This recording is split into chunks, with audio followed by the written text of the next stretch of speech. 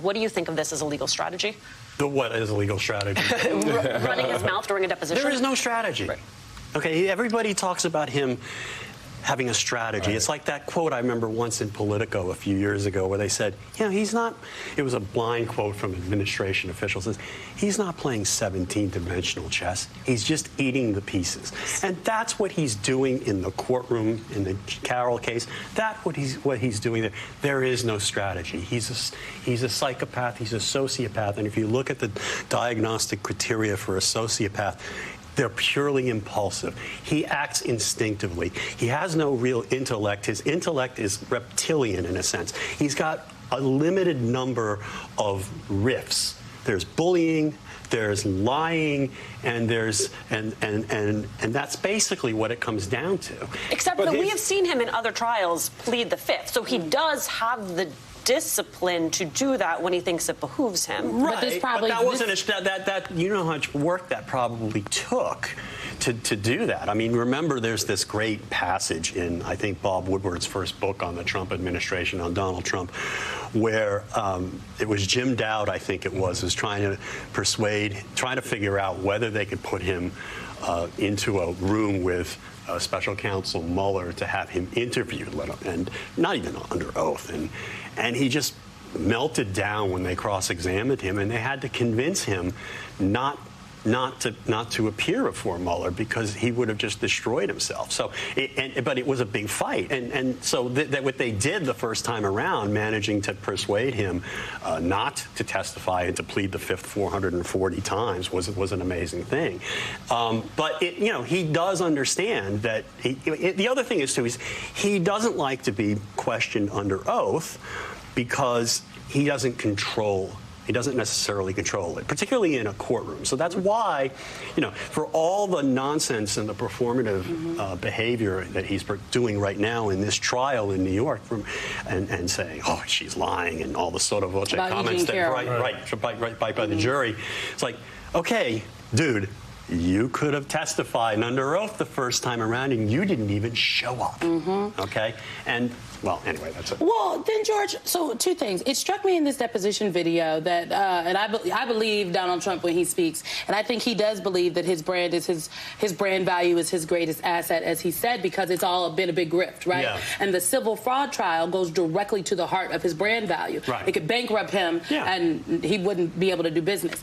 In the E.G. and Carroll trial, I have not figured out why he is showing up in the way that he is on this one. Again, there is no strategy. It's just all emotional. It's all, look, again, it's bragging and lying and intimidating and bullying. I mean, that's literally, those are the things that he does. And there he's trying to bully. There he's just angry. Angry at being held accountable. Angry at being held accountable, and you know, he's a 5-year-old, okay, except intellectually more challenged than most 5-year-olds. He's emotionally stunted at 5 years old, and he throws tantrums. And this is a big tantrum. This is him just showing frustration. Yeah, throw me out. Nah, nah, nah, nah, nah. Right? That's what the judge says. You can't really help yourself. And he can't. He can't. Psychologically, he's so damaged, he cannot help himself. He's hurting himself. Like, Alina Habba, as terrible a lawyer as she is doing some stuff that actually makes sense. Some stuff. Like what? But she's trying to minimize his effect on her. For example, it's nonsense, but like, oh, there were 5 hours before the president made a comment in 2019 where people were attacking you. So it wasn't really Donald Trump, you know, who was causing you harm. It's nonsense. So she's trying to minimize the effect he had on her, and then he's there making these comments in open court, holding a press conference outside, and posting stuff at 2 in the morning that completely undoes what they're trying to do in the courtroom. It's loco. He's loco. He cannot, as the judge said, help himself. Well, I want to broaden it out a little bit because it's interesting, this sort of brand idea. Yeah. And you do see it playing out narratively in a number of places. But it's interesting how the brand idea applies in the immunity case. Yeah. Because there again, the president it's about his brand. Right. As president, Right. I have, and you know, the idea that this immunity is going to cross the line. Rolling Stone headline and subhead: Trump demands total presidential immunity, even for acts that cross the line. The former president has made clear once again that he believes the office should have absolute power. That goes to the heart of the brand, well, right? Of being the president is. My brand is, I'm the guy, so therefore I'm not accountable, right? Unless I'm convicted, right? Through impeachment. How does that play when you look at the presidential aspect? I mean, I get the 5-year-old, look, but you got to be president I too. think everybody overthinks this guy. There's no strategy. There is no thought, and the brand is just him. He lives in this world where there's just him.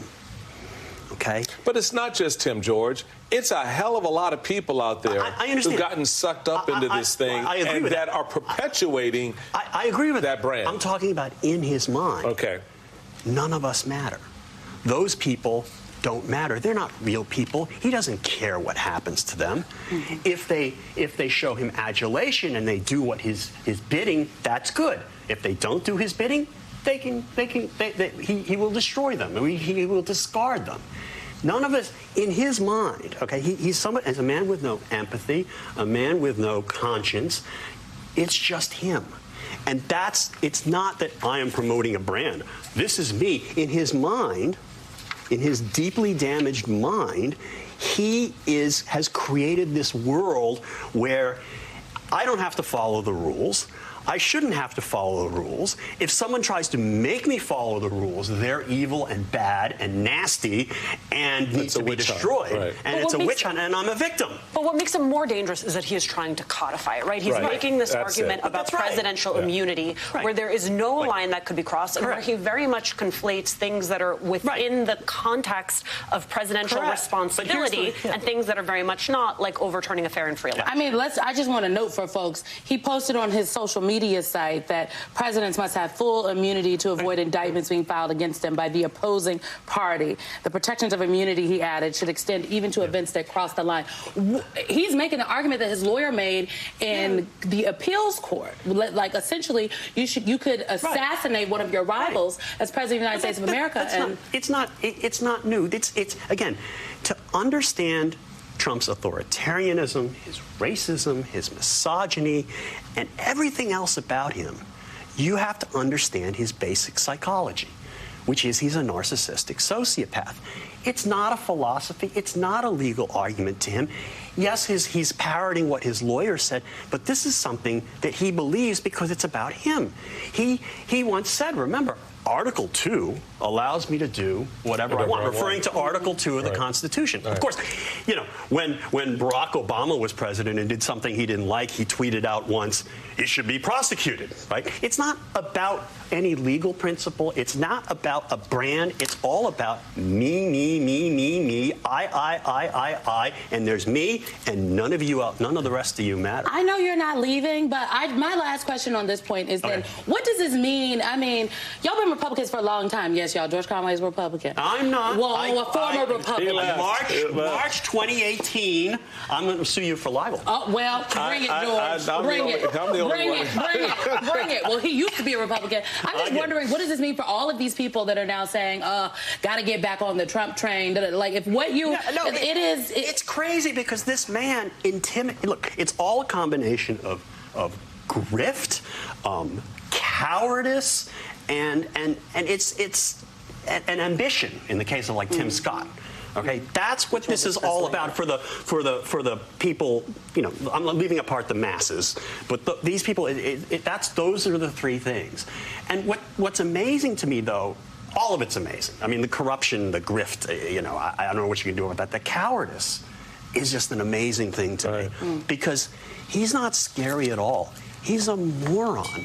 He's he can't even spell. He doesn't know. I mean, this man couldn't find Israel on a marked map. I don't think you like Donald Trump too much. Yeah. No, but good thing for us. George is sticking with us because we have questions, and we need to dig into the E. Jean Carroll case, right? The defamation trial. George is getting name checked this week, and also.